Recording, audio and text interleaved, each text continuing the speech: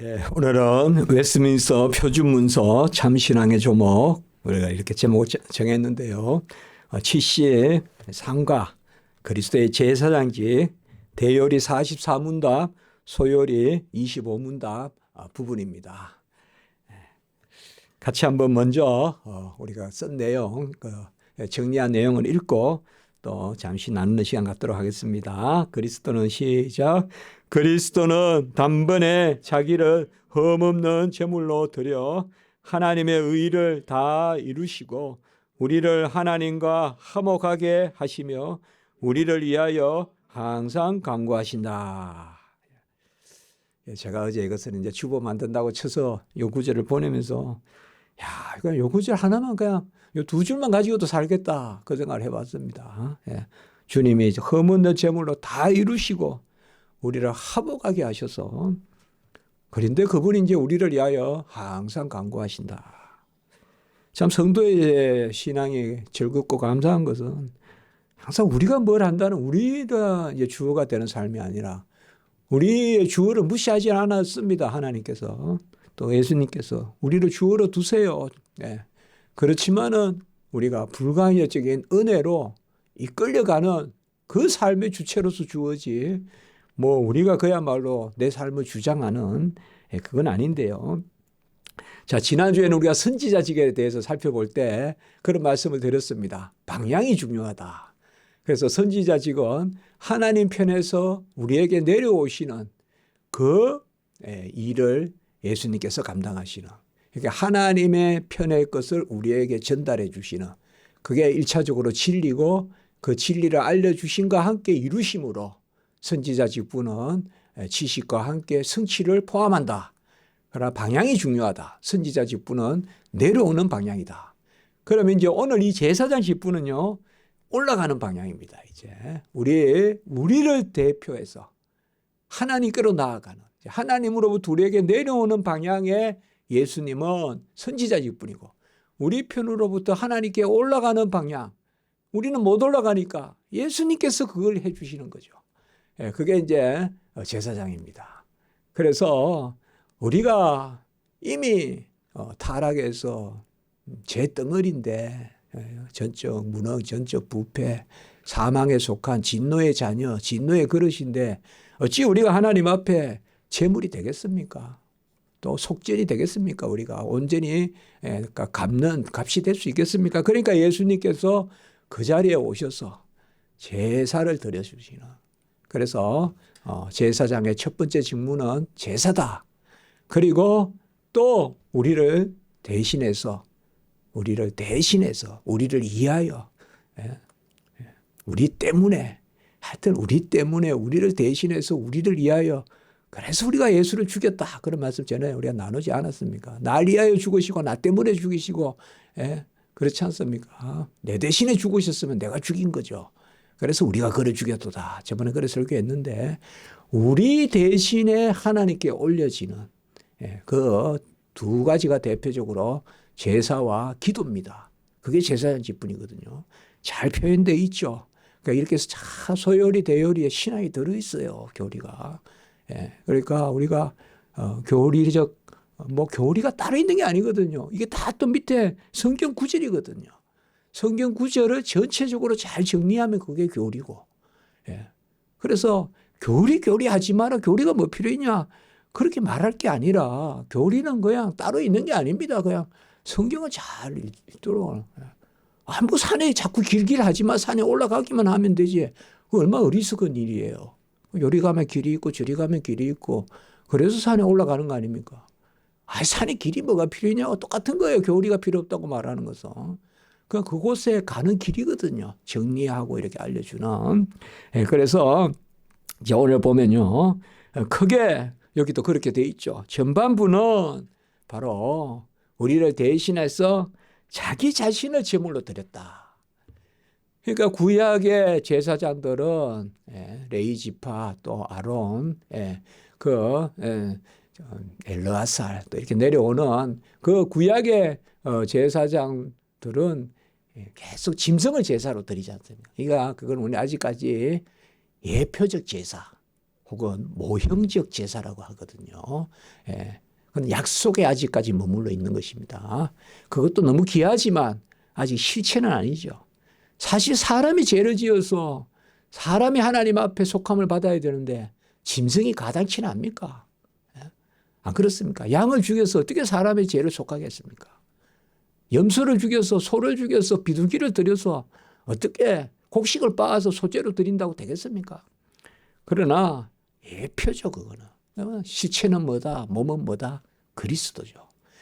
그리스도는 사람으로서 자기 자신을 드린 거잖아요. 하나님이시자 사람으로서 사람의 인성에 따라 자기를 드렸기 때문에 이 그리스도 제사는 오늘 말씀에 단번에, 여기는 이렇게만 있기 때문에 썼지만 저는 항상 단번에 드렸는데 내일 또 드리는 거 아니잖아요. 그래서 영원한, 단번에 영원한. 그런데 단번에 영원한 제사는 부족하면 안 되잖아요. 온전한. 히브리서 특별히 10장, 이 세 단어가 다 있습니다. 단번에 영원한 온전한 제사. 그래서 다 이루었다. 그러니까 주님의 제사는 두 번 있을 수가 없잖아요. 자신을 드리니까. 제사장이자 제물이시니까. 이게 있을 수 있습니까? 주님은 자신을 드리잖아요. 그렇지 않습니까? 우리가 과연 내 자신을 준다는 말을 쓸 수 있습니까? 근데 주님은 자신을 드리시잖아요. 그러니까 단번에 자기를, 다 중요한 단어들입니다, 이게. 그래서 자기를 희생제물과 향기로운 제물과 자기를 또 그렇게 제물로 드렸다. 우리가 에베소 5장 2절 말씀하잖아요. 향기로운 제물과 희생제물과 그리고 자기를 제물로 드리시고 자신을 드리시고 자신을 대속물로 그렇게 계속 우리 나누지 않습니까? 이 성경에 자기, 자신, 몸 이런 게 계속 나온다. 우리를 대신하여 이런 말, 디도스 2장 14절 계속 나오지 않습니까? 계속 저는 이 말씀 드리지 않습니까? 우리 나누지 않습니까? 그래서 단번에 영원한 온전한 제사를 드렸는데 자기를 드렸다. 자기를 드렸다. 이게 이제 자기라는 말이 중요합니다. 소유가 아니라 존재를 드렸다. 그 자신을 드렸다. 그래서 우리를 소유로 사시는 것이 아니라 우리 존재를 사신다. 존재의 신앙이죠. 존재의 신앙이죠. 그래서 험없는 제물로 드렸습니다. 험없고 점없다 이런 표현들 또 온전한, 아까 온전한이라고 했잖아요. 이런 것들은 하나님 보시기에 합당한 거죠. 하나님. 그러니까 하나님은 중심을 보시고 우리가 타고나면서부터 죄 가운데 거하지 않습니까? 본질상 진노의 자녀고 언약적으로 죄를 지은 원죄에 속하지 않습니까? 그러니까 주님께서는 일체 죄가 없으셔야 됩니다. 우리의 죄가 어떤 일로 인한 죄고 어떤 사건으로 인한 죄라면 그 일과 사건에만 자유로우면 우리를 어떻게 해볼 수 있을지 모르겠으나 우리 자신의 그런 원죄부터 속해야 되니까 주님은 일체 죄가 없으셔야 돼요. 그래서 주님은 죄가 있으신 적이 없고 그래서 성령 잉태로 무죄한 그러한 인성을 취하셨다. 죄가 없는 인성을 취하셨다. 그래서 그는 우리와 같으시되 죄는 없으시니라. 히브리 4장 15절에 죄는 없으신 그분이 우리를 위하여 향기로운 제물, 희생제물 그 제물로 우리에게 드리셨습니다. 그래서 하나님의 의를 다 이루시고 대체로 다 이루시고 이런 말은 제가 쓰는 우리가 표현이잖아요. 요한복음 19장 30절에. 그래서 여기까지 지금 우리가 보면 너무 참 좋죠. 그리스도가 단번에 자기를 흠없는 제물로 드려. 드린다는 말은 올려드리는 거란 말이에요. 방향이잖아요. 방향. 저는 이 드려라는 말은 항상 올려드린다는 개념이거든요. 올려드린다. 그래서 내려주신다. 예수님이 자신을 아버지께 올려드려서 자신을 우리에게 내려주신다. 그래서 우리와 하나가 되신다. 올려주심이 제사장이라면 이제 내려주심은 올려드림이 제사장이라면 내려주심은 왕직이에요. 그건 이제 다음 주 이야기할게요. 이러면 이제 선지자, 제사장, 왕이 싹 정리가 돼요. 아니면 저도 아무리 뭐 시험 치고 이럴 때도 정리가 안 돼요. 근데 이제 이렇게 하면 딱 정리가 돼요. 예. 그러면 선지자, 제사장, 왕직까지. 예. 제사장은 아버지께 올려드리는 거고, 그래서 우리의 제사를 완성하시는 거고, 그게 따로 의를 다 이루시는 거고, 왕은 뭐냐 하면 그 다 이루신 분이 우리를 다스리는 거잖아요. 다스리는 방식은 주시는 거예요. 자신을 우리에게 주시는 거예요. 그게 바로 성령을 부어주시는 거예요. 내가 올라감이 유익인 것은 또 다른 보혜사를 내려주기 위한 것이다. 그게 왕직이에요. 왕직은 우리에게 성령을 부어주셔요. 성령의 은사를 주시고, 예, 주시는 거예요, 우리에게. 이제 그게요. 그러니까 막연히 우리가 선지자 이라면 선지자니까 지식, 또 제사장이라니까 뭐 제사장, 왕이라니까 막 다스리는 거, 이렇게 생각하면 그거는 조금 피상적인 이해예요. 주로 그렇게 많이 생각하는데, 예, 그게 아닙니다. 왕직은 우리에게 주시는 거예요, 자신을. 예? 자신을 우리에게 주시면 우리가 뭐예요? 감사로 빚진 자 되고, 감사로 아멘하고, 감사로 헌신하고, 감사로 순교도 하고, 그게 다스림을 받는 거예요, 우리가. 예. 이제 그렇게 다스림 받는 것은 다음 주에 하고요. 예, 그래서 우리를 하나님과 화목하게 하시며, 여기도 또, 예, 오늘 이제 아까 단번에라는 말은 단번에 영원한 온전한, 예, 딱 이런 거 이제, 예, 우리 성경 공부한다 이러면 딱 이런 거 기억해야 돼요. 그래야 재밌어. 성경이 성경에 있는 말씀이잖아요. 단번에 영원한 온전한. 그 다음에 화목이란 말은 항상 속죄와 용서와 화목이 세 가지가 있거든요. 속죄는 죄값을 치르는 거고, 용서는 그 일을 없이 해주는 거고, 화목은 오늘 우리 오전에 말씀 보았듯이 더불어 마시고 먹고, 그러니까 예, 기도하면 응답하시고, 그게 화목이거든요. 그럼 여기 왜 화목이라고만 썼을까요? 화목이 있으려면 속죄가 있고 용서가 있어야 화목이 있거든요. 앞으로 이제 화목해 하는 직분, 또 화목해 하시는 분, 화목해 하시는 하나님, 이런 말이 있으면 다 포함을 하는 겁니다. 화목이라는 말이 샬롬입니다. 샬롬. 예, 바로 평강인데 그 안에는 다 들어있습니다. 먼저 속죄를 해주시고 용서를 해주셔야 화목이 있잖아요. 화목이 가장 큰 넓은 개념이에요. 가장 넓은 개념이 화목입니다. 그러니까 화목 제물 드린다 할 때, 화목 제물을 드린다 그러면 번제고 속죄제고 감사제고 다 온전할 때 화목 제물이 드려지는 거예요. 화목 제물이. 속죄제도 안 드리고 화목 제물 못 드린다 이 말이에요. 속건제도 안 드리고 화목 제물 못 드린다 이 말이에요. 그러니까 우리가 화목하게 했다. 그러니까 우리가 예수님을 우리를 위한 화목 제물로 주셨잖아요. 로마서에도 나오고 화목제물, 또 요한 1서에도 나오고, 예수님을 우리를 위한 화목제물로 주셨잖아요. 그러면 예수님이 화목제물이라는 것은 다 이미 포함하는 거예요. 한번 해볼까요? 속죄, 용서, 화목.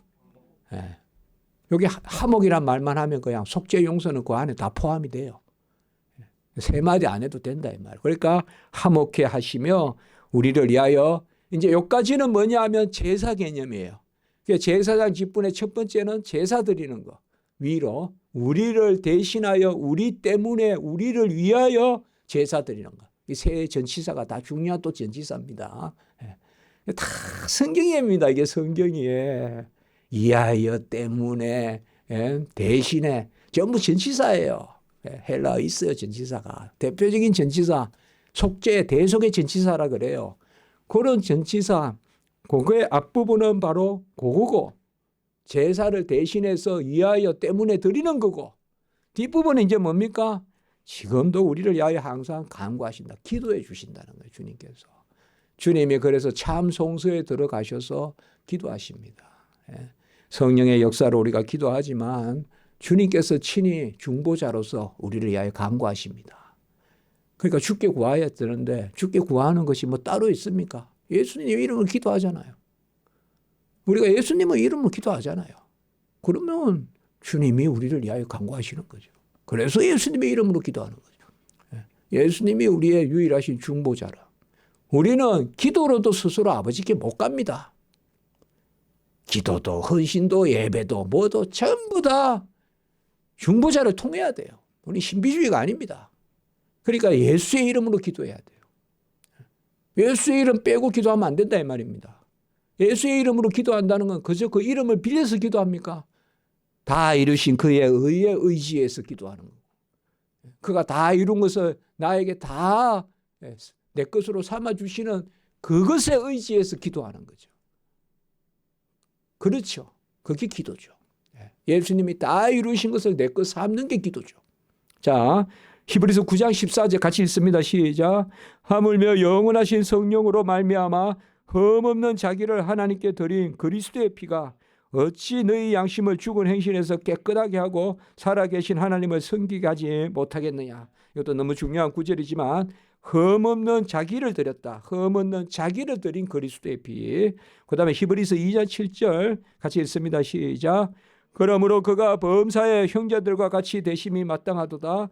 이는 하나님의 일에 자비하고 신실한 대제사장이 되어 백성의 죄를 속량을 하심이라. 우리를 위한 대제사장, 바로 형제들과 같았다. 이 말은 바로 그의 예수와 함께 자녀되고 예수와 함께 상속자되고, 사실 영적으로 보면 예수님과 우리는 형제 관계예요. 부자 관계가 아니고. 그래서 예수님이 맏아들이 그런 개념이죠. 자, 그리고 히브리서 7장 25절 참 다 귀한 말씀입니다. 시작. 그러므로 자기를 힘입어 하나님께 나아가는 자들을 온전히 구원하실 수 있으니 이는 그가 항상 살아 계셔서 그들을 위하여 간구하심이라. 로마서 8장에는 성령이 친히 우리가 빌바를 알지 못하나 성령이 간구한다 했고, 여기 히브리서에서는 예수님이 간구한다 했어요. 그러나 똑같은 이야기입니다. 예수님이 성령의 역사로, 우리가 기도할 때 성령의 역사로 기도하는데 예수님이 간구하시는 것입니다. 그가 항상 살아 계셔서 그들을 위하여 간구하심이라. 주님은 다 이루셨습니다. 그래서 단번에 다 이루신 그건 구속사적 성취라고 합니다. 그건 끝났습니다. 그런데 그러면 중보자가 아니시냐? 아닙니다. 다 이루신 것을 지금 우리에게 적용해 주십니다. 그게 구원론적 적용이라고 합니다. 그래서 우리는 구속사적, 구원론적 관점에서 예수님이 지금도 우리를 위한 중보자십니다. 그런데 다 이루신 것을 중보해 주시는 것입니다. 덜 이루었기 때문에 중보하신다라고 생각하시면 안 됩니다. 그래서 단번에 들으신 제물, 다 이루신 그 제사, 다 이루신 의를 지금도 우리를 위하여 기도하여 주신다. 다 이룬 걸 우리가 삼아 주신다. 그게 바로 제사장 직분입니다. 그래서 그의 제사장 직분도 같이 합니다. 영원하다. 영원하다. 오해배로 하나님께 영광을 올리겠습니다.